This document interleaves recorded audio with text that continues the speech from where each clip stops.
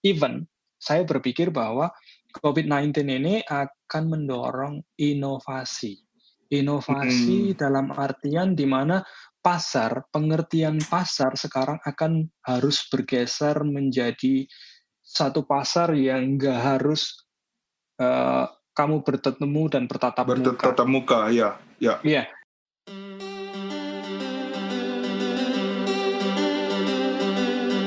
Selamat datang di podcast Outbreak. Kali ini kita ketemu lagi di episode ketiga dengan topik ekonomi anti ambiar di masa new normal. Dengan bintang tamu kali ini adalah Mas Andi N.S. Kuncoro sebagai ekonom dan pakar kebijakan publik, juga sebagai speechwriter for Office of Minister of Finance. Ya, selamat datang teman-teman survivors, selamat datang di podcast Outbreak punya LK2PK. Kali ini kita memasuki episode ketiga dengan topik ekonomi anti ambiar di masa new normal. Ya, seperti yang teman-teman tahu, diskusi terkait baik terkait kesehatan maupun terkait masa pandemi tidak lepas dari dampak terhadap ekonomi. Dan belakangan juga ada banyak diskusi terkait dikotomi antara ekonomi versus kesehatan dan seterusnya. Termasuk juga dalam beberapa hari terakhir ini, terutama di sekitar awal bulan Juni tahun 2020, kita memasuki masa yang konon baik menurut WHO maupun menurut pemerintah Indonesia sendiri akan memasuki masa new normal. Seperti apa situasi ekonomi selama masa new normal maupun sebelum masa new normal? Hari ini kita akan berdiskusi atau sharing bersama dengan salah satu narasumber, ya kalau boleh disebut seorang ahli di bidang ekonomi, ya. Hari ini kita sudah bersama Mas Andi N.S. Kuncoro. Halo, selamat datang Mas Andi. Halo, selamat pagi, siang, sore for everyone yang akan mendengarkan podcast sangat kreatif dan menarik ini, Mas Yusri. Iya, jadi selamat datang di podcast Outbreak. Mas Andi, terima kasih atas kesempatannya. Sure. Terima kasih kembali. Sudah memberikan kesempatan saya untuk berbicara di podcast ini. Ya, sebagai background, Mas Andi N.S. Kuncoro, beliau merupakan ekonom dan analis kebijakan publik, ya, dan saat ini bekerja sebagai speechwriter for Office of Minister, Mas Andi, ya. Ya, betul sekali. Ya, di Kementerian Keuangan. So for the Office of Minister of Finance. Jadi di Minister of Finance atau di Menteri Keuangan. Gitu. Untuk Menteri Keuangan tentu saja, ya. Yes. Ya, kalau boleh cerita sedikit latar belakang pendidikan terutama Mas Andi, seperti apa? Oke, terima kasih Mas Yusri. Jadi kebetulan kita beririsan karena Mas Yusri ini adalah jaket kuning, tapi saya bukan jaket kuning karena saya sebenarnya adalah lulusan STAN. Jadi latar belakang saya sebenarnya adalah akuntan. Lulusan dan itu pun akuntan untuk pemerintahan. Ya sebenarnya belajarnya akuntan financial accounting gitu ya. Jadi akuntan keuangan, akuntan swasta, akuntan publik itu. Karena saya lulusan STAN. Sekolah Tinggi Akuntansi Negara. Waktu itu belum PKN, belum Politeknik Keuangan, karena masih belum di bawah Dirjen Dikti gitu ya. Nah, kalau itu latar belakang kesarjanaan saya, lalu habis itu saya sekitar tahun 2016 saya kuliah ke Upstate New York di Cornell University. Makanya dari situ di Cornell University di New York itu saya ada irisan sama Mas Yusri nih, karena saya walaupun kuliahnya di New York itu saya tesis supervisor saya itu atau apa sih dosen pembimbing ya kalau di sini ya. Untuk tesis itu adalah seorang lulusan UI dan merupakan guru besar UI, yaitu Profesor Iwan Jaya Aziz gitu. Oke. Iya. Ya, dan kebetulan beliau itu memang sudah ngajar di Cornell sejak tahun 82-an ya. Maksudnya sudah ada di Cornell sejak tahun 82 dan menjadi profesor di sana.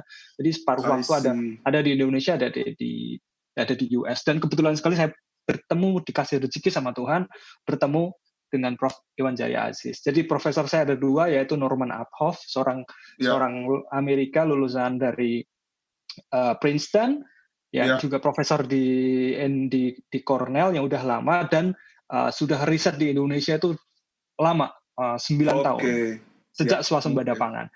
Lalu Prof. Iwan Jaya Aziz. Ya, berarti paling tidak Mas Andi ada rasa-rasa UI-nya sedikit ya? Sedikit. Iya, jadi di Cornell saya belajarnya ekonomi sama Prof. Iwan. Jadi sekarang saya menyebut diri saya adalah seorang ekonom gitu. Walaupun dalam hati ekonomis wannabe gitu. Jadi ekonom wannabe. Baik. Sure. Sip. Terima kasih Mas Andi atas perkenalannya. Ya, jadi kita masuk ke diskusi barangkali ya, sambil santai aja, barangkali tidak terlalu kaku. Nanti sambil ngobrol, sambil mengalir aja ya, Mas Andi. Tentu saja, karena ini kan kita di rumah ya, kita work from home and podcast from home, jadinya harus santai gitu kan, sambil ngopi, sambil makan snack gitu. Betul, oke. Ya. Terima kasih. Jadi kita kembali ke diskusi. Jadi kan seperti yang kita sudah sampaikan di awal mengenai ekonomi anti-ambiar di masa new normal, sebenarnya situasi ekonomi, terutama dari sudut pandang APBN di 2020 sebelum pandemi ini, sebenarnya seperti apa, Mas Andi? Kan seperti yang mungkin teman-teman bisa baca juga di publikasi tentang APBN ini kan, konon fokusnya ke pembangunan sumber daya manusia, ya, meliputi pendidikan dan kesehatan. Itu sebenarnya kebijakan APBN ini dari sudut pandang Mas Andi seperti apa? Iya, oke, terima kasih Mas Yusri. Jadi ini saya disclaimer dulu bahwa saya di pendapat yang akan saya paparkan di dalam podcast ini, saya tidak mewakili dari employer saya, yaitu di Kementerian Keuangan. Saya akan mulai menjawab itu. Pertama, situasi sebelum pandemi sebenarnya untuk average emerging market and development economies, development countries, itu sebenarnya nggak baik-baik amat. Itu boleh dikatakan kalau kita sedang berada di dalam pesawat, Mas Yusri, itu sedang ada turbulensi. Jadi sebelum pandemi. Sebelum pandemi itu emerging market itu sudah dalam kondisi goyang atau turbulensi. Kenapa saya katakan gitu? Sama seperti kalau di dunia medis ya, penyakit-penyakit yang kayak diabetes gitu ya, sama kayak penyakit yang sifatnya terbentuk karena habit itu sama. Perekonomian juga sama kayak gitu. Jadi apa yang terjadi sebelum pandemi tahun 2019-an akhir menuju ke Januari, karena kan Januari udah mulai ditemukan ada end of December itu kan sebenarnya udah mulai ini ya, ada 44 kasus respiratory illness gitu ya, kalau nggak salah di Wuhan. Lalu baru tanggal sekitar Januari awal itu minggu pertama kalau nggak salah itu diidentifikasi bahwa penyakit 44 kasus penyakit pernapasan itu ternyata disebabkan oleh coronavirus. Baru dilaporkan ke WHO, lalu kasusnya semakin escalate Januari, Februari itu udah ada mulai travel ban ya kan? Terus Maret tanggal 12 WHO mengumumkan atau declare a pandemic status. Pandemi, betul. Nah, saya bicara dulu kalau ngomongin pertanyaannya adalah sebelum pandemi, berarti saya ngomongin 2019 akhir gitu. 2019 akhir itu sebenarnya banyak emerging market situasinya sudah turbulen. Turbulennya bagaimana? Disebabkan oleh apa? Satu, karena ini bawaan dari krisis-krisis yang terjadi sebelumnya dan konflik-konflik geopolitik. Pertama, sebenarnya ini ada beberapa fase. Fase pertama adalah fase di mana dulu dimulai dari Global Financial Crisis tahun 2008.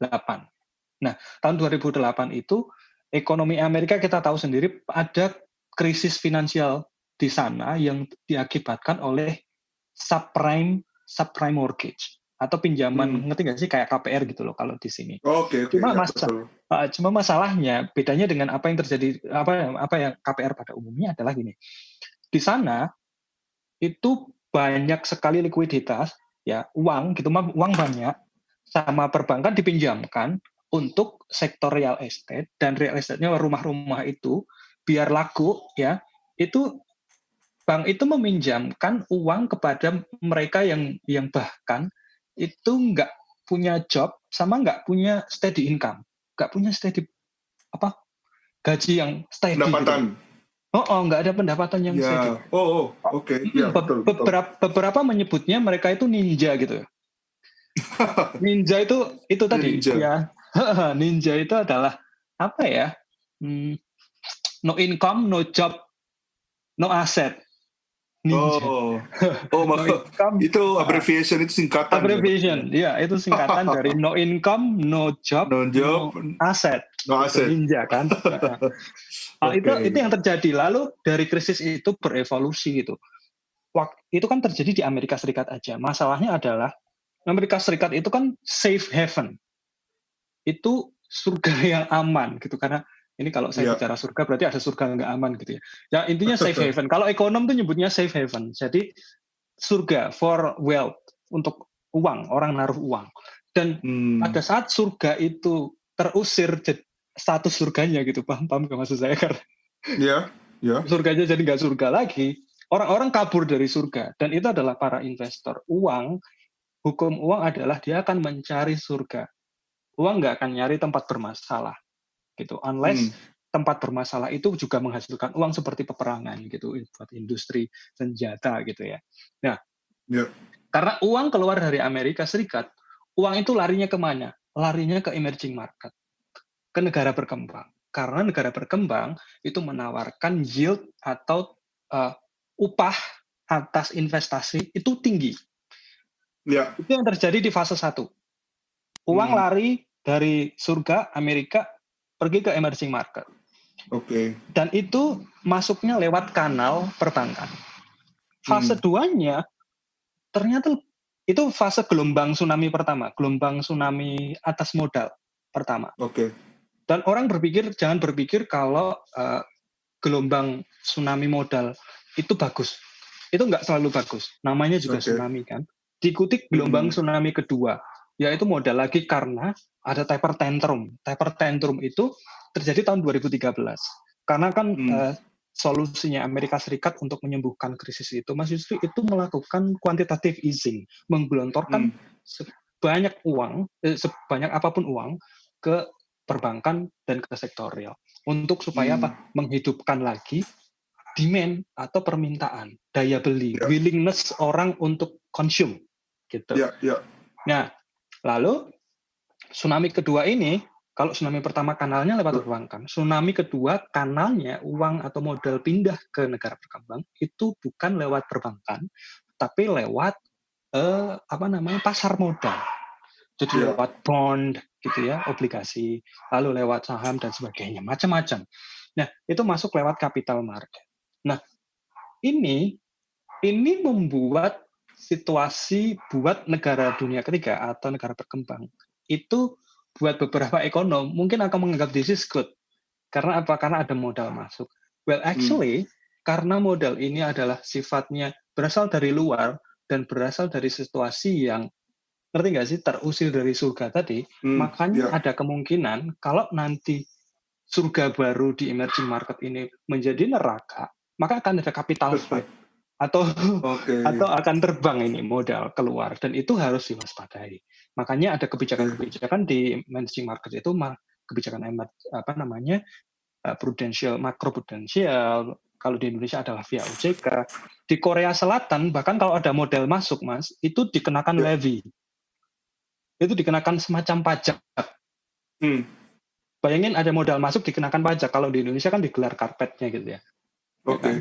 Which is good karena memang butuh, tapi masalahnya karena butuh, tapi juga harus hati-hati karena jika ada situasi itu tadi surga jadi neraka, dan uang itu akan kembali lagi dan mencari surga baru gitu, dan mungkin kembali lagi ke Amerika, surga lamanya gitu.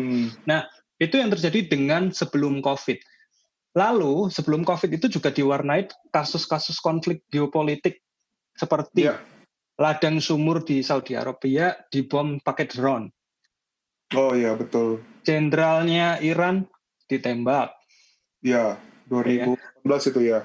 Iya, bahkan 2019 kalau nggak salah, kalau yang di 2019 Iran. ya, betul.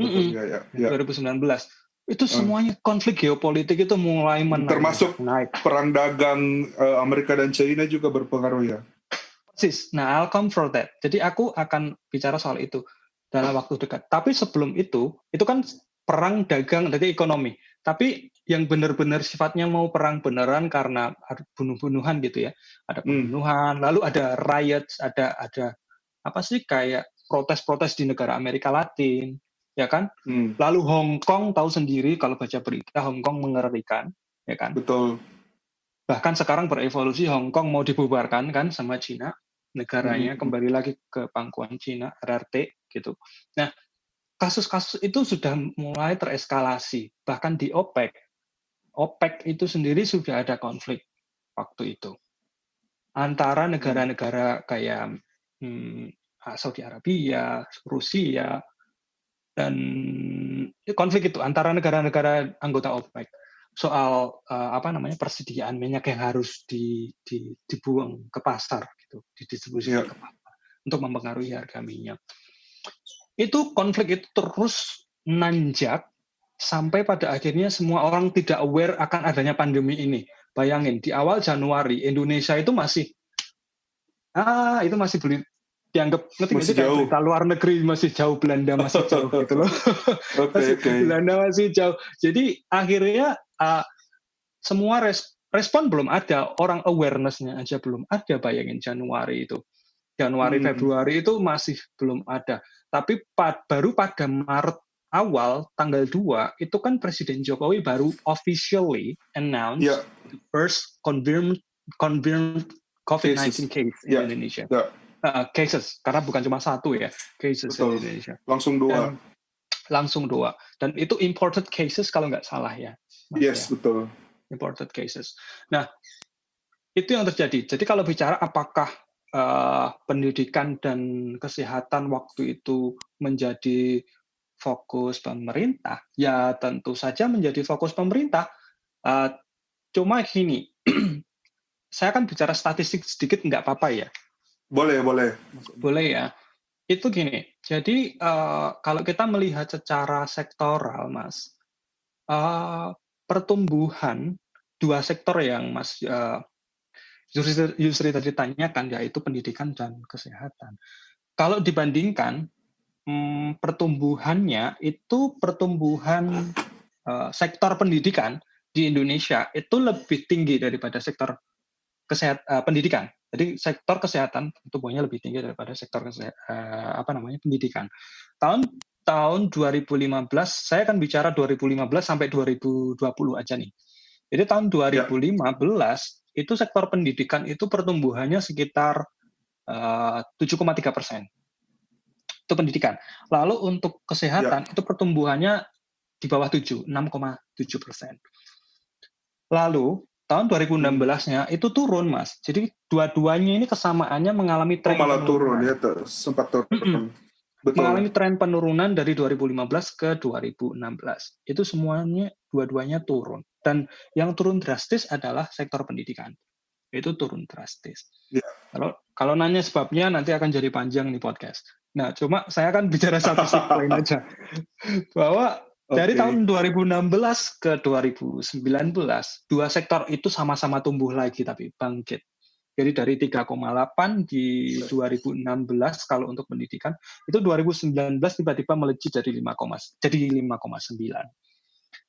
Kalau sektor pendidikan itu sektor pendidikan, sektor kesehatannya itu, Mas, itu pindah dari 5,2% pertumbuhan tahun 2016 ke 8,2%, jadi naik 3% untuk tahun 2019. Jadi dari awal startnya 2015 pendidikan itu berada di belakangnya kesehatan. Tahun 2019 tiba-tiba sektor kesehatan memimpin. Oke.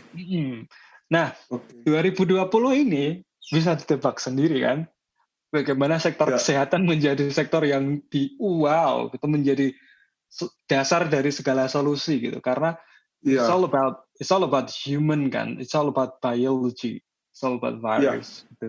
Dan pendidikan justru malah menjadi bagian yang aktivitasnya harus di slow down karena physically schooling itu nggak ada, ya kan?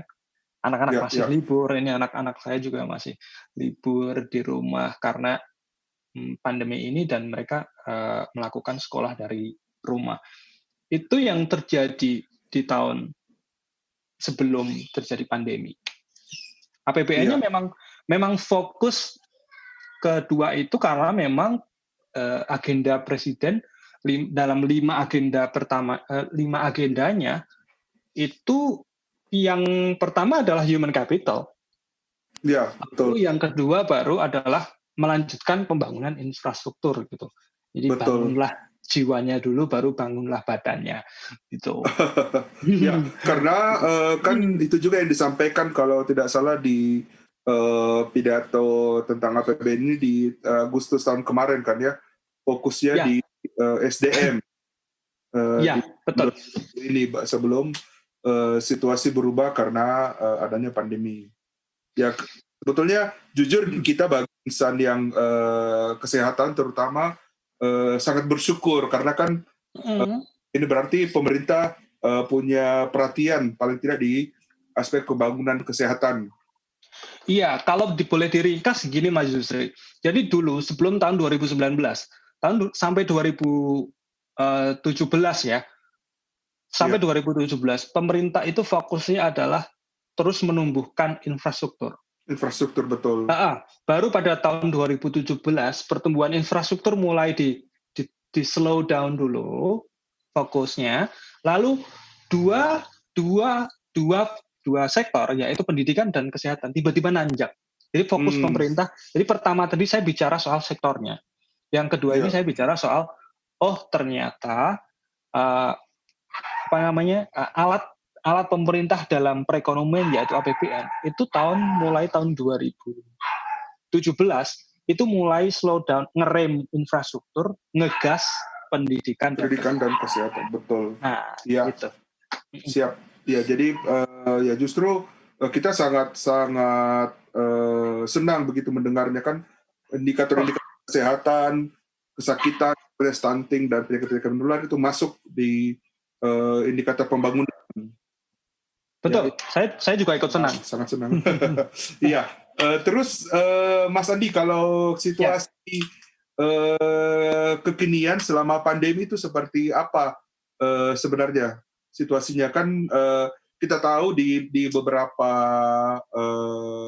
berita-berita kan, ya tentu selain berita terkait pandemi COVID situasinya,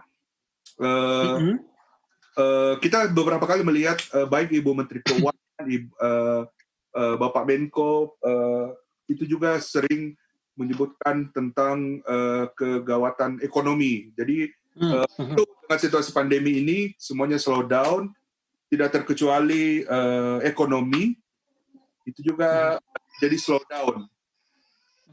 Terjadi di mana-mana global. Situasi di kita Indonesia seperti apa dan seberapa darurat sebenarnya? Oke. Jadi sebenarnya melanjutkan dari cerita yang tadi sih, karena kan tadi cerita saya adalah sebelum pandemi pun sebenarnya situasi global, lingkungan strategi global gitu ya, kalau bahasanya teman-teman yang ada di Pejaten gitu. Lingkungan strategis global itu udah mulai turbulen. Mulai turbulen, mengalami turbulen. Lalu baru pada saat orang-orang aware dengan pandemik, maka pemerintah di segala penjuru dunia ini mulai menerapkan containment measure kan, ya enggak? Nah, containment measure itu kan ada tingkat stringensinya, ada tingkat keketatannya gitu. Ya. Kalau penelitian dari University of Oxford, Mas, itu menyatakan bahwa hampir seluruh dunia itu stringency levelnya atau tingkat keketatan dalam containment virusnya ini itu biru tua. Biru tua itu sangat stringent atau sangat Sangat ketat. ketat, sangat Mm-mm. ketat. Oh ya. Dan Indonesia termasuk negara yang sangat ketat. Itu Oxford University mengukur pakai 13 indikator dan Indonesia itu tergolong menjadi negara yang skornya 80 sampai 100 atau biru tua dan itu sangat ketat. Oke, berarti istilah saya salah ya, bukan slowdown, tapi pengetatan ekonomi ya. Belum sampai ke situ karena kan itu Belum. baru fokusnya bagaimana untuk to contain the virus dan the contagion tuh untuk penularannya. Nah, yang menjadi guncangan buat ekonomi itu sebenarnya kalau dikupas gitu ya. Ya satu pertama adalah COVID-nya itu sendiri, ya kan. Lalu yang kedua adalah containment measure-nya yang respon pemerintahnya itu tadi, gitu. Nah, kedua-duanya inilah sumber dari krisis, gitu. Okay. Yang COVID-19-nya, C-19-nya itu menyebabkan krisis kesehatan yang mengancam nyawa manusia. Containment measure-nya yang diterapkan oleh pemerintah di dunia itu menjadi sebab dari krisis-krisis berikutnya, yaitu krisis sosial, krisis ekonomi, dan mungkin betul. akan menjalar ke krisis finansial. Bukan mau menyalahkan pemerintah, tapi bayangkan menjadi pemerintah, dirimu akan menjadi sangat amazed dengan situasi yang ada yang tereskalasi, lalu dirimu harus bertindak segera, immediate action, unorthodox. Karena apa? Karena krisis yang seperti ini belum pernah terjadi di dunia. Belum pernah. Betul. Dan itu pun kalau pernah terjadi, itu 100 tahun yang lalu. Spanish flu. Betul. 102 atau 103 tahun yang lalu. Dan itu juga ada second wave-nya kan, Spanish flu kalau nggak salah. Iya. Sama, jadi kalau bilang ini nggak pernah terjadi, salah juga ya. Karena ini pernah terjadi 1 abad yang lalu gitu. Cuma pada 1 abad yang lalu, dunia belum terlalu terkoneksi seperti sekarang. Betul. Jadi globalisasi itu sudah makin dalam dan negara-negara sudah makin saling terkait atau interdependent. Betul. Itulah yang menyebabkan juga guncangan ekonomi yang datang dari luar ke Indonesia. Kenapa? Karena rantai supply global atau global supply chain itu terdisrupsi gara-gara hampir semua daerah itu menutup border, melakukan lockdown, pabrik-pabrik harus di shutdown. Bayangkan itu pabrik mobil-mobil mewah di Cina, di Wuhan itu. Wuhan ini kan kayak Silicon Valley gitu dan surga bagi industri otomotif dan juga untuk industri penerbangan di sana. High tech lah, suatu wilayah yang output produksinya itu adalah high tech teknologi. Salah satu yang tertinggi ya di China sendiri. Betul, itu kontributor GDP untuk China dan seluruh China dan Cina Tengah itu besar banget gitu. I see. Dan nggak tahu kenapa terjadi di Wuhan, nggak mau bicara konspirasi gitu ya. Cuma kita kan ekonom, kita akan melihat itu tidak sampai terlalu jauh, tapi pada dampak dan sebab gitu. Jadi kita bisa menjelaskan dengan gamblang apa yang terjadi. Ya yang terjadi ya itu. Bayangkan Cina itu ya, saya akan menyebutkan satu frase yang mewakili dunia sekarang dibandingkan dengan dunia sebelum 1 abad yang lalu pada saat Spanish flu. Iya. Ada Guillaume bilang gini, kalau lokal itu bersin, global itu akan masuk angin. Jadi when the local sneeze, the global will get cold gitu. Oke. Lokal bersin, global masuk angin. Itu yang terjadi sekarang. Kenapa? Karena dunia antar negara udah makin interdependent gitu. Jadi terjadi guncangan. Ada 3 guncangan, yaitu guncangan itu tadi COVID-19-nya, lalu guncangan respon pemerintahnya, dan guncangan global karena global supply chain. Kalau diramu dalam bahasa ekonomi, itu guncangannya 2, yaitu guncangan demand dan guncangan supply. Jadi Oh, orang oke. orang itu menjadi hilang willingness to consume-nya. Kenapa? Karena simply pasar ditiadakan. Orang nggak Iya. boleh saling ketemu, gitu. Orang nggak boleh saling Hmm. deket-deketan. Itu imbasnya besar banget buat perekonomian. Yang kedua adalah orang nggak boleh berproduksi. Ya bukan nggak boleh, cuma ada risikonya kalau mau berproduksi deket-deketan dan sebagainya. Orang nggak boleh kerja intinya. Iya. Nah itu yang menjadi indikator dalam perekonomian yang penting, yaitu demand and supply. Itulah nanti yang akan menjadi respon pemerintah itu pasti akan fokus kedua itu.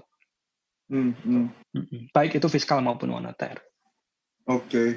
Iya. Kalau situasi dalam negeri kita seperti apa sebenarnya, Mas Andi, kan tentu keseimbangan demand and supply kan juga kita pasti terganggu.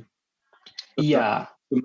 Sementara kita bukan tidak ada ya, maksudnya seperti yang Mas Andi sebutkan tadi, itu sudah dalam turbulence, kemudian tentu ekonomi kita. Saya nggak tahu ya, apakah kan kita masyarakat yang awam dengan ekonomi, apakah istilahnya tepat dengan resesi? Apakah sebenarnya kita dekat nggak sih dengan masalah resesi atau krisis ekonomi yang berikutnya ini seperti kalau menurut sudut pandang Mas Andi sendiri? Iya, oke. Jadi gini, kalau kita mau bicara apakah ini akan resesi atau tidak, itu kita harus tahu dulu resesi itu apa gitu kan. Resesi itu kan kejadian di mana inflasi dan sebagainya, lalu unemployment gitu ya, pengangguran itu kan bertahan lama dan terus menerus, bahkan terus turun gitu. Maksudnya turun tuh penganggurannya makin banyak, inflasinya makin nggak karuan gitu kan, dan pertumbuhan ekonominya jatuh. Dan itu terjadi terus menerus, nggak berhenti. Artinya apa? Artinya ya apa yang terjadi dengan resesi itu apa yang terjadi di Amerika tahun 2008 yang lalu. Gitu. Kalau dibandingkan juga resesi itu kan evolusinya itu akan menjadi depresi tuh. Nah, kalau depresi itu terjadi tahun 1930-an di Amerika. Nah, banyak orang mengatakan bahwa krisis pandemi sekarang ini kan lebih parah daripada The Great Depression tahun 1930. Even ini jauh lebih parah daripada Global Financial Crisis. Dua krisis yang terjadi di sana di negara barat itu. Nah, sekarang kita lihat apakah dengan adanya virus virus ekonomi ini, karena virus biologi ini virus ekonomi. Kita lihat apakah imunitas badan kita yang namanya imunitas Indonesia ini tinggi atau enggak kan gitu kan, kalau kesehatan ya orang medis gitu. Nah, kita harus lihatnya dari struktur ekonominya Indonesia. Kalau ekonomi Indonesia itu sebuah kue, Mas Yustri, itu ada 5 lapis. Kue ulang tahun itu 5 lapis. Lapis pertamanya adalah konsumsi.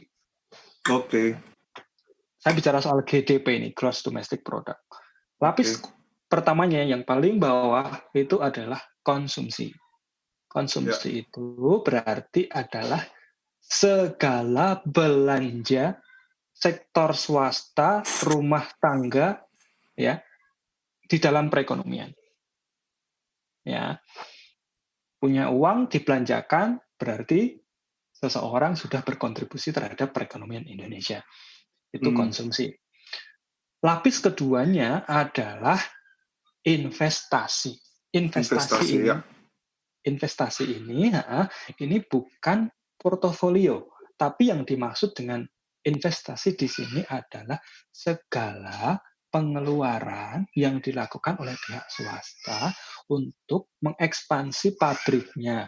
Jadi itu bisa bukan nggak cuma pabrik ya, kalau pedagang gorengan juga, kalau dia biasanya gorengnya pakai wajan diameternya setengah meter gitu, sekarang ekspansi saya mau pakai wajan 2. Karena apa?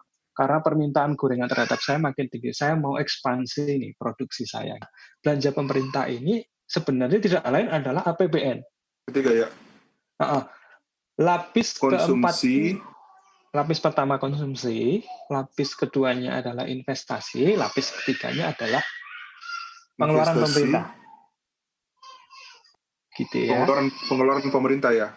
Lalu lapis keempatnya adalah ekspor. Ekspor itu adalah kombinasi dari semua ini, yaitu konsumsi ditambah investasi, ditambah pengeluaran negara dari suatu negara tadi, lalu juga ekspor minus importnya. Indonesia bagaimana?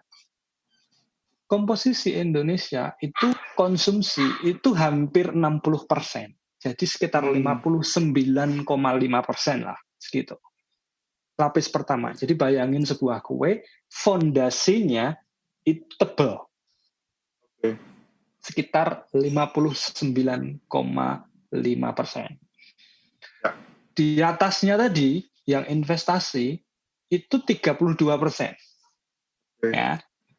Itu ukuran ekonomi Indonesia. Lalu belanja pemerintahnya atau government spending-nya itu 6,5%. Ya. Sedangkan untuk net ekspornya itu sekitar minus 0,2%. Gitu. Jadi kalau di total itu 100. Nah, itu ukuran kue Indonesia. Kita lihat konsumsi yang dimaksud tadi itu adalah konsumsi domestik. Artinya apa? Artinya perekonomian kita ini ditopang oleh mayoritas konsumsi domestik. Ya rumah tangga, ya itu sektor swasta mau pabrik mau perusahaan apapun itu melakukan belanja atau konsumsi. Dan itu ekonomi Indonesia ditopang oleh itu. Dan juga investasi domestik. Nah, kita melihat porsi perdagangan internasional kita itu tidak terlalu besar. Saya tidak mau mengatakan bahwa kita kurang perform dalam perdagangan internasional, bukan. Cuma ini syukurlah ya bahwa exposure global terhadap Indonesia itu tidak terlalu besar dalam hal baik itu perdagangan maupun dalam hal investasi modal asing gitu. Nah, kenapa saya katakan demikian? Karena gini, Indonesia itu baru menerbitkan surat utang pertamanya itu baru pasca krisis tahun 98 kok. Itu baru tahun 2004-an gitu menerbitkan surat utang negara itu baru tahun 2004-an. Ya walaupun itu porsinya lebih banyak dimiliki oleh orang asing ya, baik dalam denominasi dolar maupun dalam denominasi rupiah, itu pemiliknya adalah orang asing, itu masih tidak apa-apa. Karena apa? Karena tadi kue kita fondasinya 60% adalah domestik. Dan konsumsi pun itu domestik. Makanya kalau dikatakan bagaimana sih ketahanannya Indonesia, ya kita lihat tahun 2008 walaupun ada krisis finansial global, Indonesia kan tuh enggak turbulen amat, ya kan? Iya. Nah, enggak turbulen amat. Jadi makanya apa yang terjadi dengan masa pandemi ini? Nah, di masa pandemi ini bedanya adalah ada dua kejutan, yaitu kejutan dari sisi permintaan dan penawaran.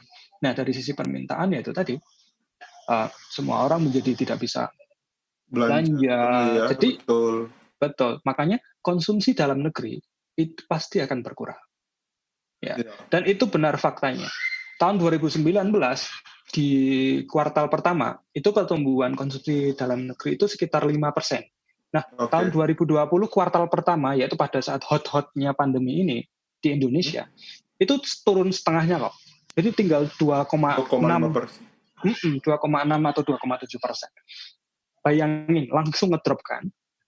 Investasi gimana investasi? Investasi iya. Pada masa di mana orang nggak mau beli barang, orang-orang di zaman pandemi kayak gini kan yang dicari adalah keamanan, security. Dan mereka cenderung untuk saving just in case mereka sakit gitu. Ya kan? Betul. Makanya penjualan barang elektronik yang sifatnya tersier itu jatuh, berkurang. Karena orang sekarang mulai berpikir, kayaknya kesehatan nih nomor satu. Orang baru sadar pada saat tetangga sakit atau meninggal, saudaranya meninggal karena COVID, dia baru sadar bahwa ya yang paling fondasi dalam hidup ini adalah kesehatan ya, ternyata gitu loh. Jadi Ya, jadi akhirnya orang menurunkan konsumsi untuk sekunder dan tersiernya. Jatuhlah tadi dari jadi setengah kan. Nah, produsen gimana? Itu kan konsumen. Produsen gimana? Nah, kalau konsumen nggak mau beli, produsen masa mau genjot produksi? Logikanya kan gitu kalau ekonomi ya. Biasa aja, betul. orang nggak ngerti ekonomi aja juga pasti tahu kan. Nah, Ya, keseimbangan supply and demand kan. Iya, makanya investasi juga turun tuh. Investasi turun drastis juga loh.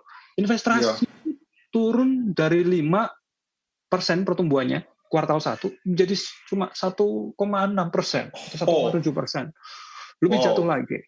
Makanya kan sekarang tuh pemerintahnya itu kan salah satu programnya adalah gimana membantu atau mendukung dunia usaha gitu.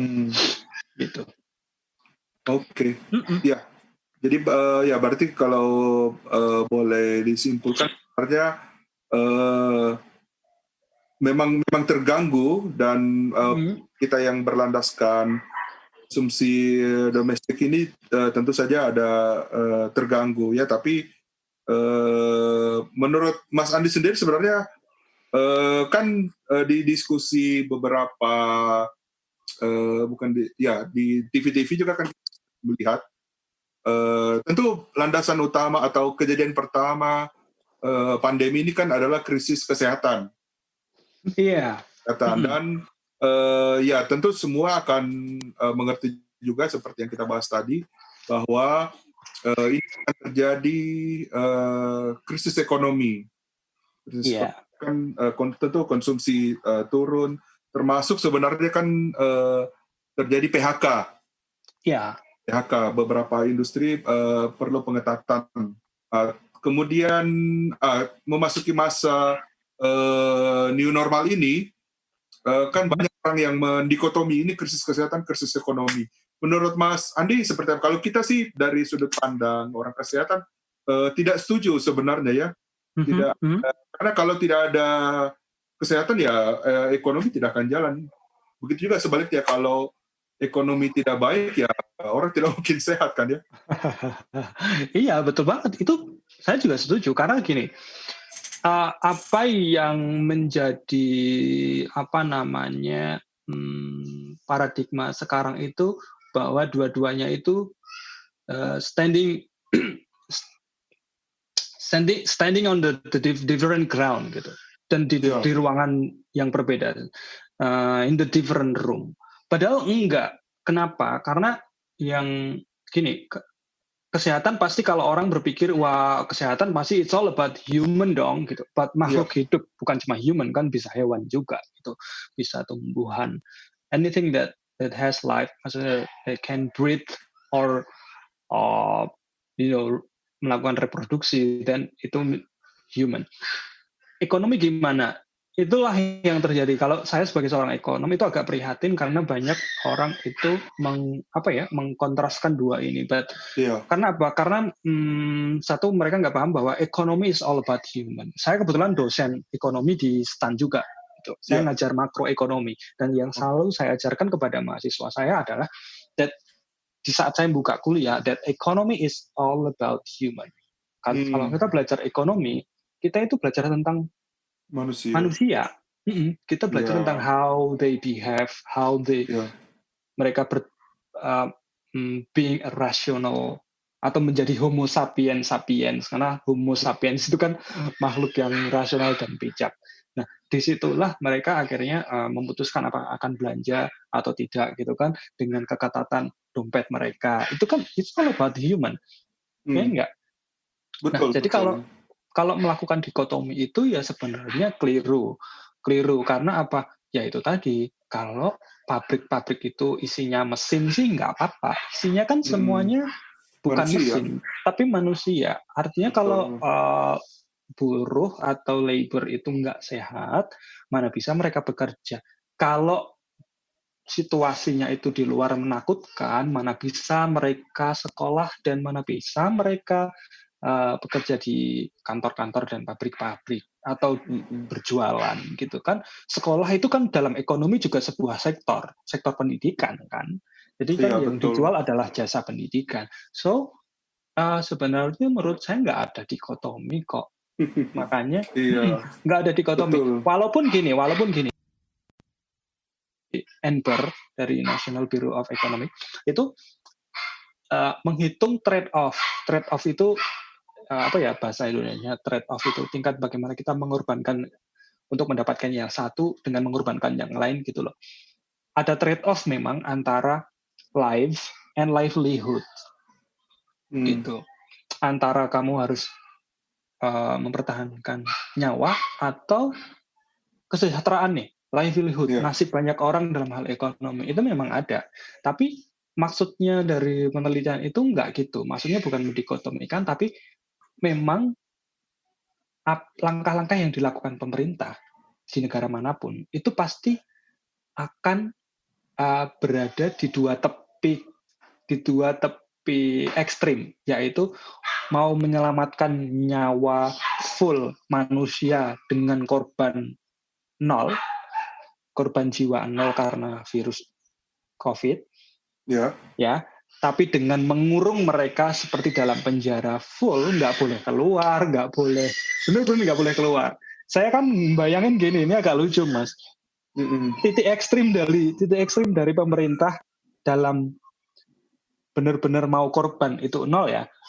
Maksudnya kalau di Indonesia itu kan udah ada korban 1, 2 tuh dulu. Kasus 1 dan 2 awal-awal kan. Biar nggak jadi kasus ketiga adalah ya pada hari di mana sudah ditemukan atau kapan lah ya gitu, segera mungkin pemerintah itu langsung menutup semua pergerakan manusia. Dan bahkan kalau mau makan itu jangan diantar Gojek, tapi militer itu nganterin makanan. Ngerti nggak? Iya, betul. Ke rumah-rumah. Konsep lockdown yang sebenarnya, ya. Konsep lockdown yang sebenarnya di mana makanan pun diantar sama pemerintah lewat militer, orang berseragam loreng. Gitu. Nah itu baru ekstrim banget. Artinya pasti kalau yang seperti itu ya korban akan minimum, tapi berarti akan mengorbankan kesejahteraan orang. Karena apa? Berarti transaksi orang yang di masa-masa normal pas di pasar tradisional ya kan di Tokopedia di mana semuanya semua yang akan terganggu gitu. Dan itulah yang dilakukan segala pemerintah, berusaha mengoptimalkan kedua titik ekstrem itu biar berada di tengah, seimbang.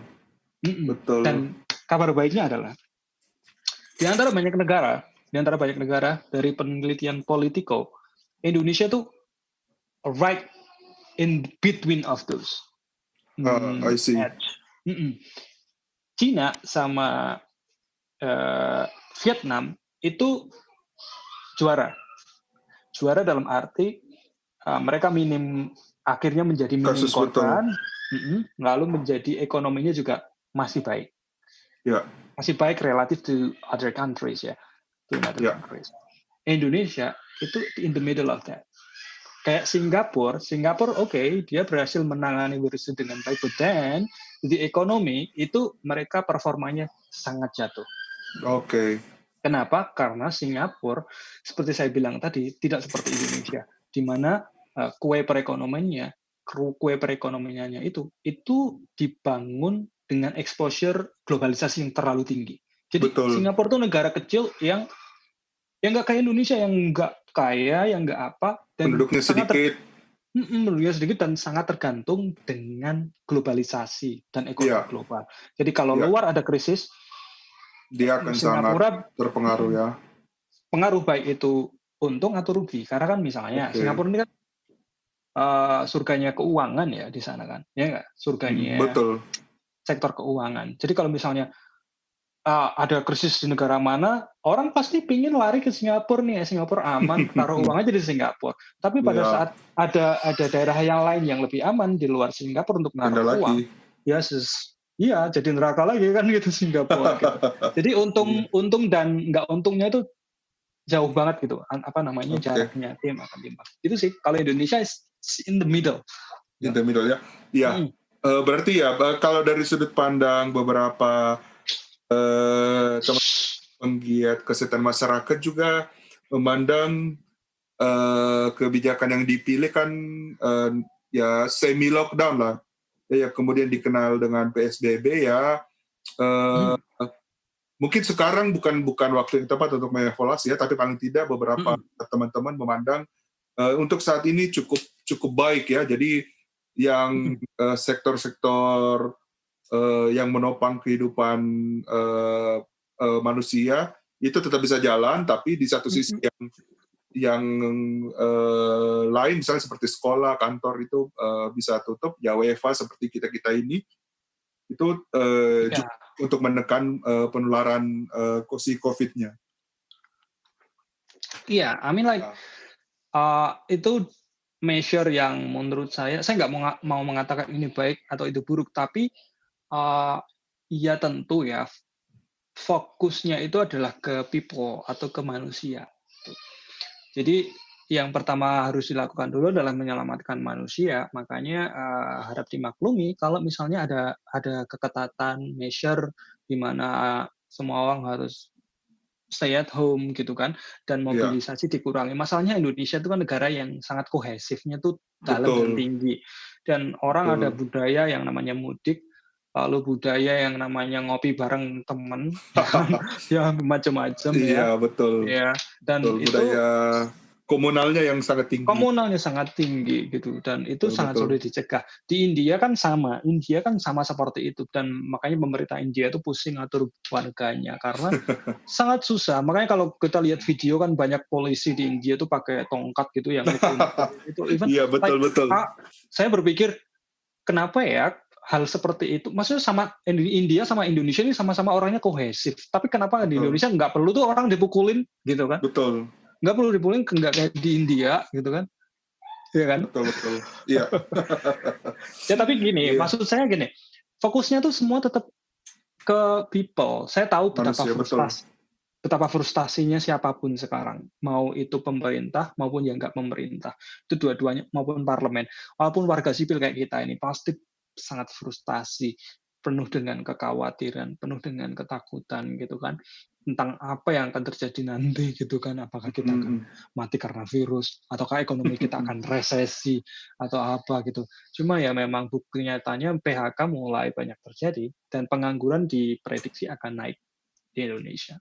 Dan kemiskinan juga akan naik. Kemiskinan. Iya. Ya sepertinya memang paling tidak kita bisa tahu bahwa baik ekonomi maupun kesehatan itu fokusnya di manusia ya. Iya. Betul, fokusnya it's all about people kok, serius. Jadi percaya deh bahwa semua pembuat kebijakan itu fokus on people. Ya, fokus on people. Ini bukan ngomongin fokus on ngembaliin dunia bisnis korporasi dan UMKM. It's all about people loh. Ya kan? Tenaga kerja itu kan semua manusia, dan kita bukan negara yang full produksinya itu capitally by machine atau artificial intelligence. Nah, itu nanti menarik lagi tuh bahas gimana apakah pasca Covid kita akan spuring modal yang sifatnya mesin dan AI ya. Itu juga akan ya itu topik yang akan menarik barangkali di masa depan ya. Ya, pasti. Ya. Kalau kita satu lagi, Mas Andi barangkali, menurut Mas Andi sendiri kan kayaknya tadi sudah sempat dibahas tentang selama masa pandemi ini kan salah satu faktor penting untuk pembangunan ekonomi kan bagaimana respon dari pemerintah merespon ke pandemi ini. Kan tentu selain untuk mengendalikan penyakitnya sendiri, termasuk bagaimana menjaga agar ekonomi ini tetap tumbuh begitu, atau paling tidak tetap bertahan agar kita tidak jatuh ke jurang yang lebih dalam kan. Saya tahu juga ada relaksasi pajak, kemudian ada bansos, termasuk anggaran pengendalian ke penyakitnya sendiri kan, penyediaan alat kesehatan, pembangunan rumah sakit. Ya, menurut Mas Andi sendiri sejauh ini seperti apa? Seperti apanya nih maksudnya? Sejauh apa respon pemerintah? Apakah sudah tepat dan sudah sesuai, atau nanti menurut Mas Andi ini masih kurang, perlu ada pengetatan lagi? Oke. Yang itu ya. Jadi gini, saya summary sedikit. Sebelum COVID tadi kan kita melihat dunia lagi turbulensi. Pada saat itu juga saya lupa mengatakan bahwa sebelum COVID Indonesia pemerintah itu punya agenda reformasi yang gede banget. Yang segede reformasi tahun 98, which is akan disahkannya Omnibus Law, ya kan? Omnibus Law, baik Omnibus itu law, pajakan maupun cipta kerja yang disebut cilaka itu kan, cilaka. Lalu juga KUHP, ya kan? Dan juga ada isu-isu dalam negeri seperti KPK, ya kan? KPK, pelemahan KPK, dan itu sempat demonya ada beberapa makan korban kalau nggak salah. Nah, kita melihat bahwa pada saat datangnya COVID itu agenda apakah hilang atau enggak. Satu agenda juga adalah pemindahan ibu kota negara, ya kan? Nah, ibu kota negara itu ramai juga kan. Pasti orang akan berpikir, ya jangan mikir ibu kota negara dulu, anggarannya dipakai dong buat nanganin COVID kan gitu. Well, sebenarnya kalau boleh saya berpendapat gini, pemerintah pada waktu saat pandemi ini mulai menjadi heboh, kalau saya membayangkan diri sebagai pemerintah gitu ya, seorang body yang pemerintah, saya kan berpikir gini, di konstitusi sebagai seorang pejabat publik, mungkin presiden gitu ya, saya membayangkan diri sebagai presiden, ruang gerak saya secara legal konstitusi gimana ya, kan gitu kan, dalam menangani kondisi yang sangat darurat ini, pandemi global loh, ya kan? Ya. Itu di konstitusi itu memberikan 3 opsi. 1, pasal 12 di konstitusi di Undang-Undang Dasar 45 Amandemen keempat, pasal 12. Atau mau pakai pasal 12 atau mau pakai pasal 22. Atau do nothing yang ketiga. Jadi 1 adalah pasal 12 keadaan bahaya, ya kan? Keadaan bahaya yang di situ berarti ada darurat militer, nanti ada jamalan dan sebagainya kayak gitu loh. Itu, tapi itu banyak kan dipakai untuk perang. Betul. Ya. Lalu atau pakai pasal 22 Undang-Undang 45.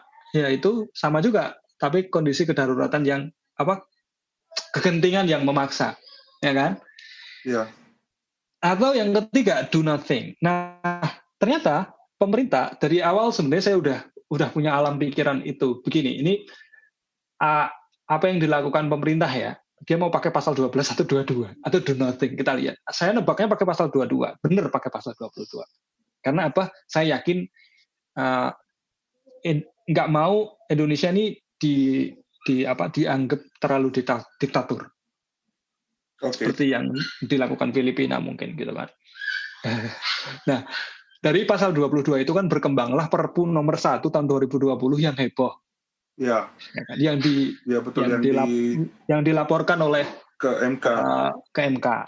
Oleh beberapa politisi dan para pakar hukum. Nah, pada akhirnya kan kalau kita lihat perkembangannya 16 Mei kemarin, Perpu disahkan menjadi undang-undang nomor 2 tahun 2020. Ya kan? Artinya apa? Ada konsolidasi politik di sini, di mana baik legislatif maupun senat itu dua-duanya mendukung alat-alat fiskal dan moneter dan juga alat-alat untuk melakukan pendekatan containment terhadap virusnya yang ada di Perpu 1.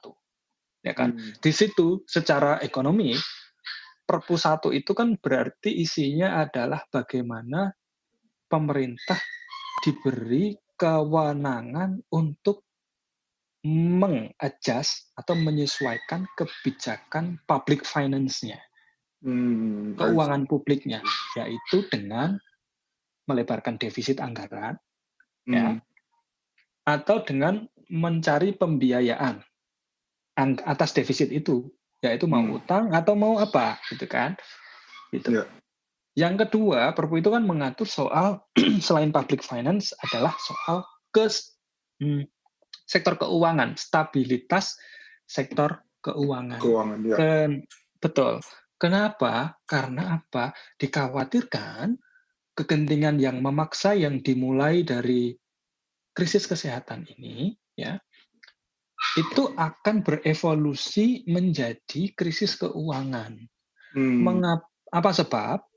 Sebab pada saat orang-orang sakit, ya, dan banyak yang sakit dan tidak bisa bekerja, cicilan motor, cicilan mobil, macet semua, kartu kredit nggak kebayar, ya kan? Masalahnya apa? Di dalam krisis pandemi ini, ya, perekonomian itu paralyzed. Paralyzed itu apa sih bahasa Indonesianya? Paralyzed itu lumpuh, perekonomian lumpuh. Tapi masalahnya tagihan air, listrik, kredit, semuanya jalan gitu. Itu nggak ikut paralyzed gitu loh. Intinya kan kalau kita ekonomi paralyzed ya, boy, itu ikut paralyzed gitu loh. Ya. Maunya ya. Iya, jadi cicilan saya juga nggak akan ini kan gitu. Cuma memang akhirnya apa? Itu sudah disadari sama teknokrat, pembuat kebijakan. Mau di DPR, mau enggak. Staf ahli DPR juga pada ngerti.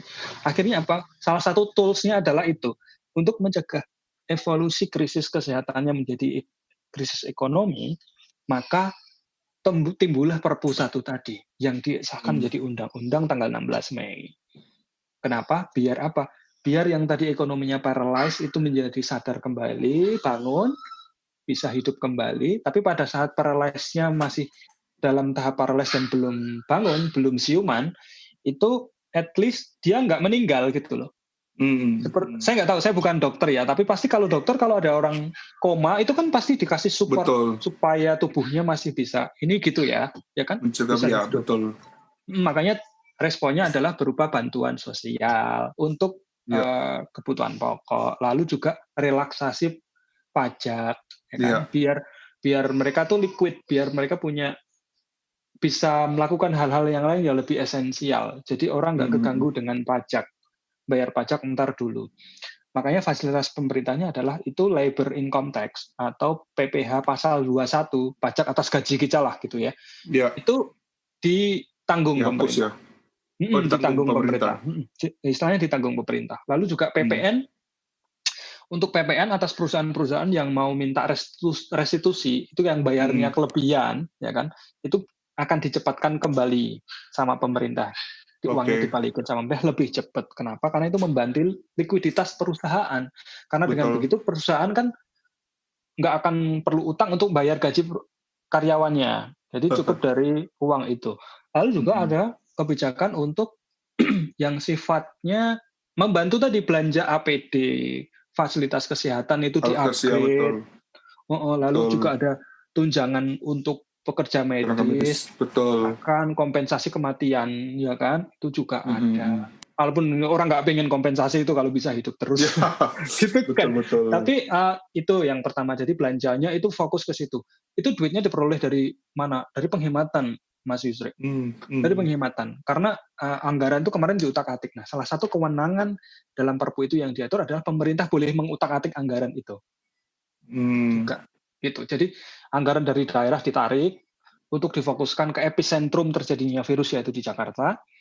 Lalu penghematan dilakukan gitu. Karena kan sebenarnya kalau di dalam APBN hal kayak gitu susah dilakukan kalau nggak ada kegentingan. Harus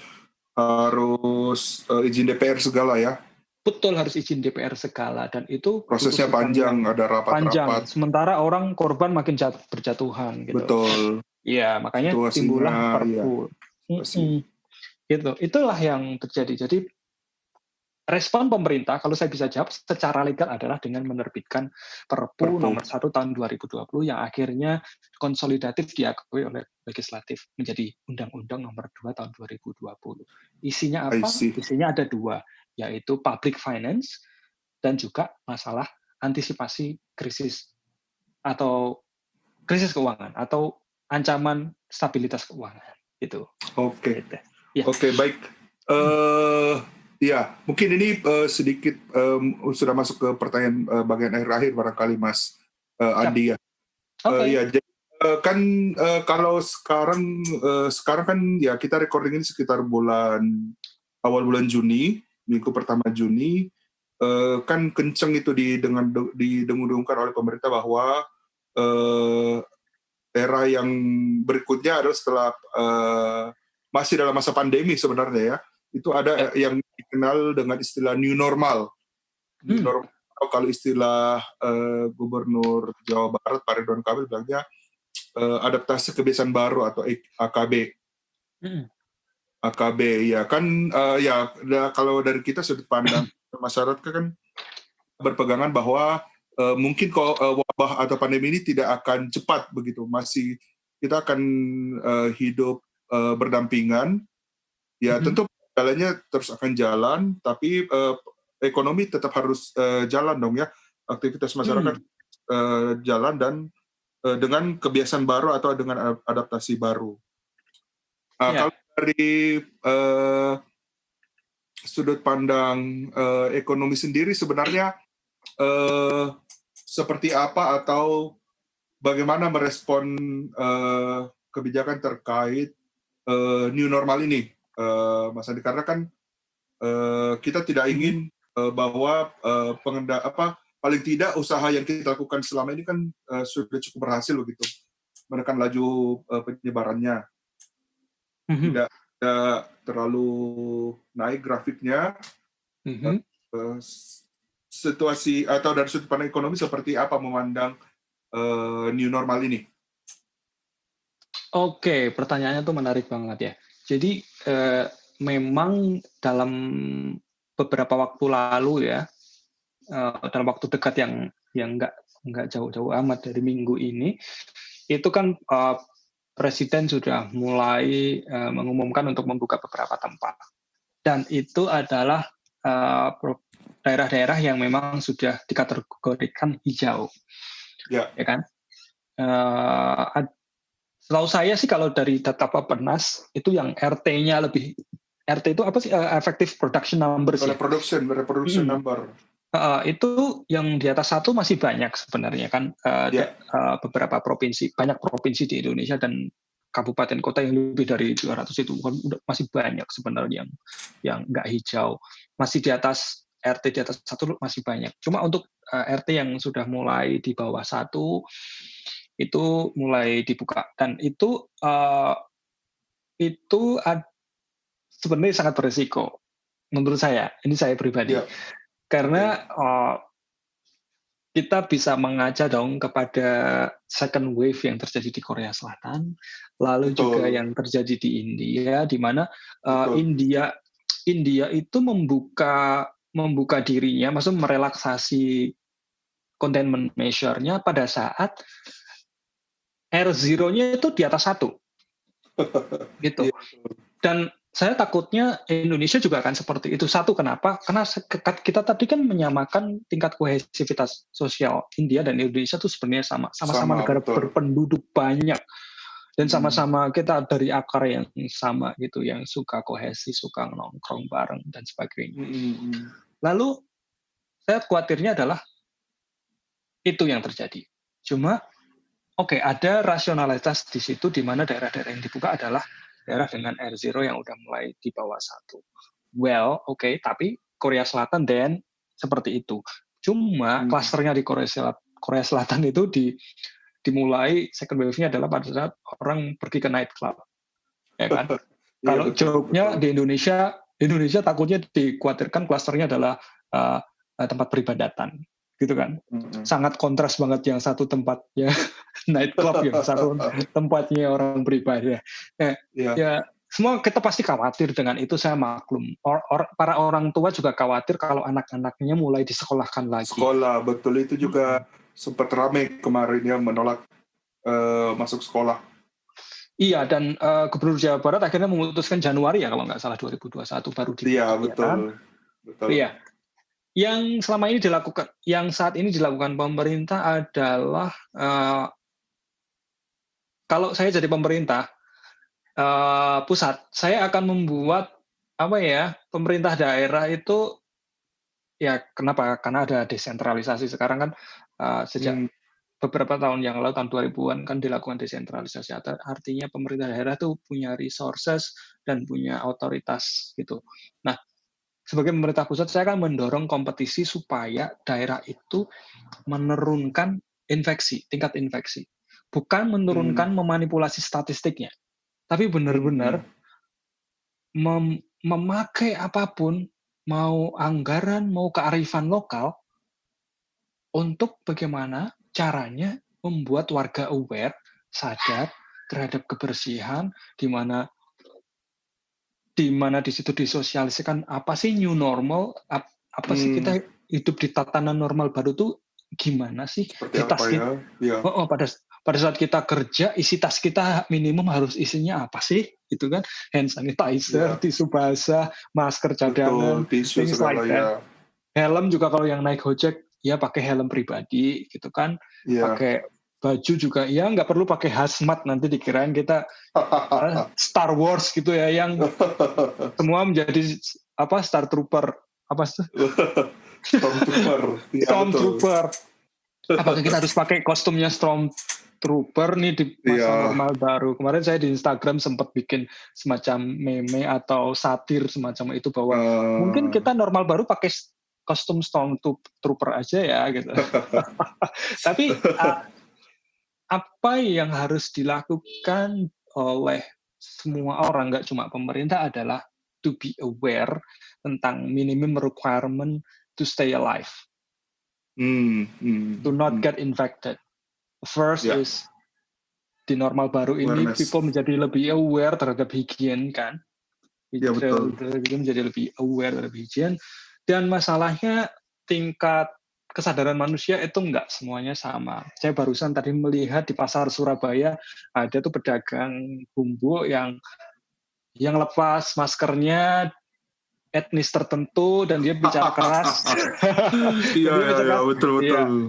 Iya, nanti juga kita mate gitu kan kalau mau ada corona atau enggak gitu, biarin aja. Ya itu juga satu paradigma yang harus mulai disosialisasikan bahwa betul.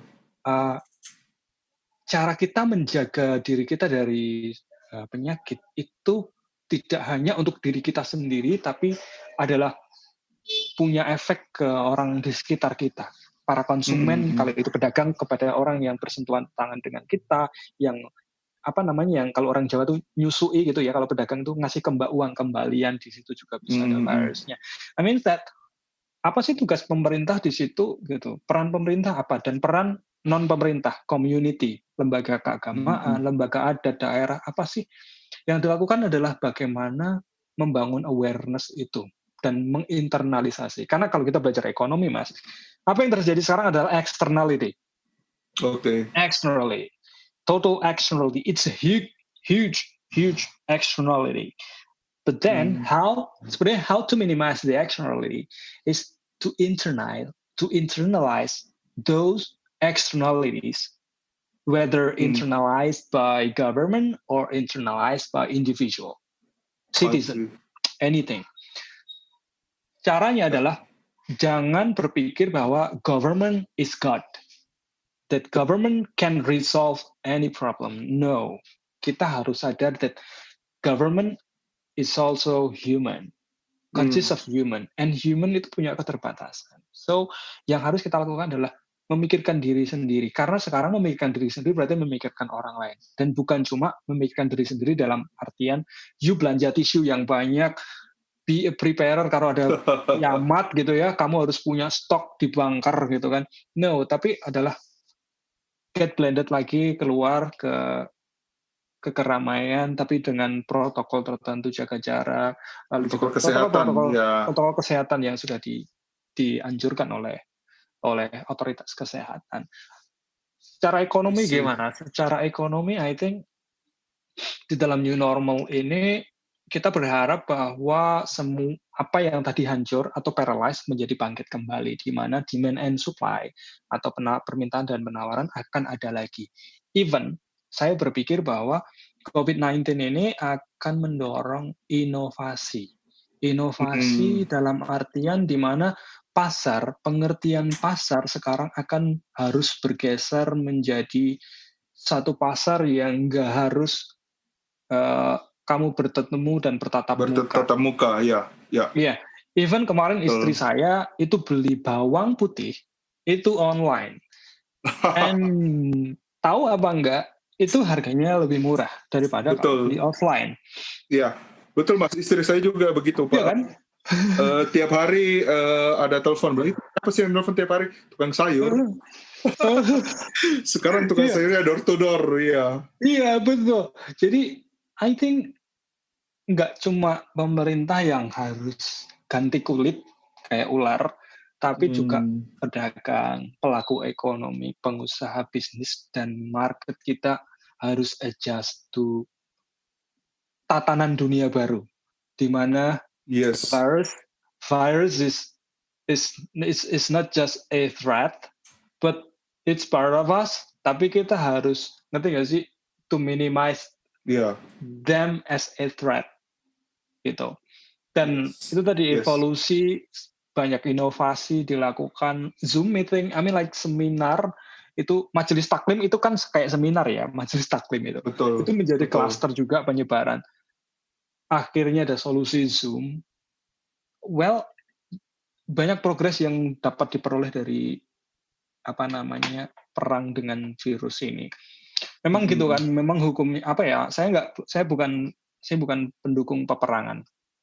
Tapi belajar dari sejarah, perang itu menimbulkan banyak korban, tapi juga banyak inovasi dan penemuan seperti radar lah, ya kan, pesawat-pesawat, lalu juga microwave, itu semua hadir dari karena peperangan.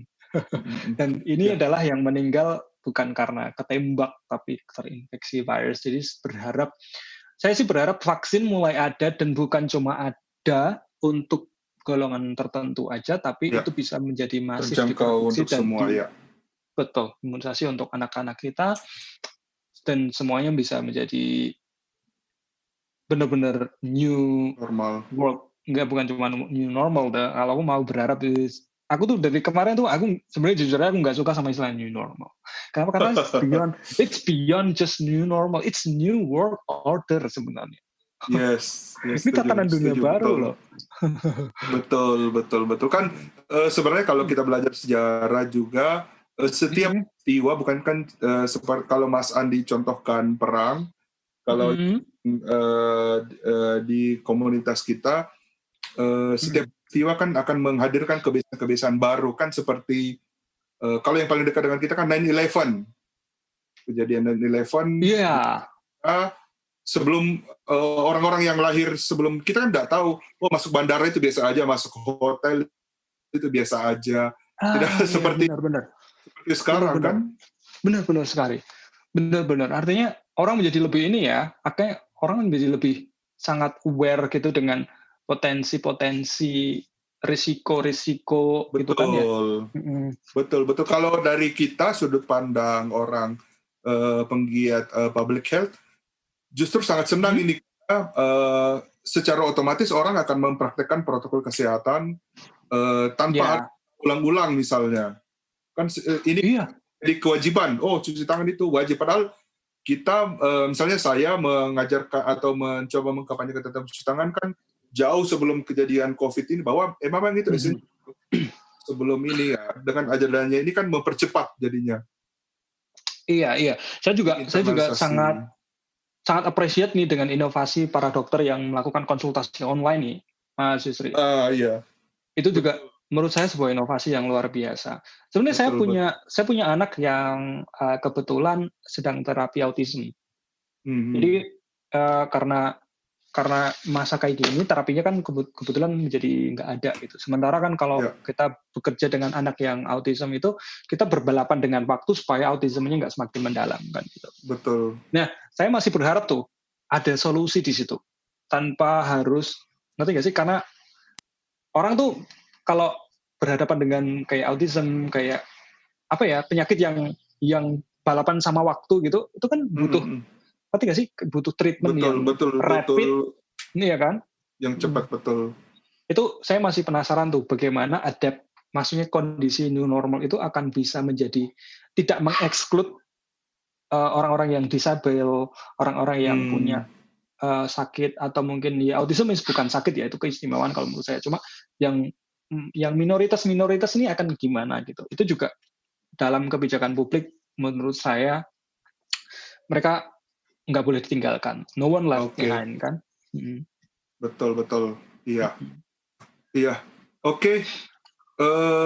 Terima kasih Mas Andi atas waktu dan diskusinya. Diskusi yang sangat menarik saya kira. Kali ada last statement dari Mas Andi untuk menutup diskusi hari ini. Silakan. Well, sebagai seorang ekonom, saya akan memberikan satu kesan bahwa economy is all about human. So what we learn on economic is human behavior and how Homo sapiens become a Homo sapiens sapiens. Jadi itu yang akan saya kesankan terhadap ekonomi kepada siapapun. So apapun yang terjadi di masyarakat, ada dikotomi tentang krisis kesehatan dan krisis ekonomi, semuanya harus berubah. That pandangan atau kesan terhadap ekonomi is that economy is all about human. Itu yang harus dipandang. Jadi supaya ini tidak terjadi ego sektoralisme di luar sana, bahwa ini loh jangan diutamakan aja kesehatan, ini dong tenaga medis, sektor kesehatan harus jadi winning sektor. Well, without even alokasi dari pemerintah, you guys are all winner untuk sektor kesehatan. Karena demand untuk rumah sakit menjadi semakin tinggi. Dan di masa ini aku yakin inovasi-inovasi akan banyak dilakukan oleh semua sektor. So, my last statement in this podcast would be, every crisis has its own unique solution. Jadi, and every crisis should, internalize the externalities imposed by the crisis, and the one who should internalize the externalities, not just government, but all individual, whether you're young, whether you're old, all people harus menjadi shock absorber of this crisis. Menjaga diri sendiri untuk menjaga orang lain. Dan saya berharap that this warfare on COVID-19 akan menaikkan solidarity dari kita semua. Karena Indonesia adalah negara yang punya social capital yang sangat besar, yaitu kegotong royongan. Jadi please sekarang redefinisikan kegotong royongan dengan definisi bahwa you have to wash your hand, you have to be very hygiene, so that kamu bergotong royong supaya tidak menambah statistik kematian dan penularan virus COVID-19. Itu dari saya, Mas Yusri. Semoga bermanfaat, berfaedah. Luar biasa statementnya. Saya sangat senang sekali dengan kalimat ekonomi also is all about human. Jadi saya kira itu yang kesimpulan kita di diskusi atau di podcast hari ini. Terima kasih sekali lagi Mas Andi atas waktu dan kesempatannya. Saya senang bisa belajar kembali. Andi. Saya juga senang dengan pertanyaan-pertanyaan super dan rangsangan-rangsangan pertanyaan dari Mas Yusri. Semoga saya mengucapkan terima kasih sebagai orang yang bekerja di public service. Saya mengucapkan terima kasih kepada Mas Yusri ya, karena sudah melakukan public service juga selama ini dengan membuat podcast. Your podcast is part of public service. So I really appreciate that. Karena kalian tidak melakukan ini for profit. You guys do it for public service. So semangat dan terus bikin podcast berikutnya. Ya, semangat. Ya, terima kasih Mas Andi, salam sehat. Sampai ketemu di lain kesempatan.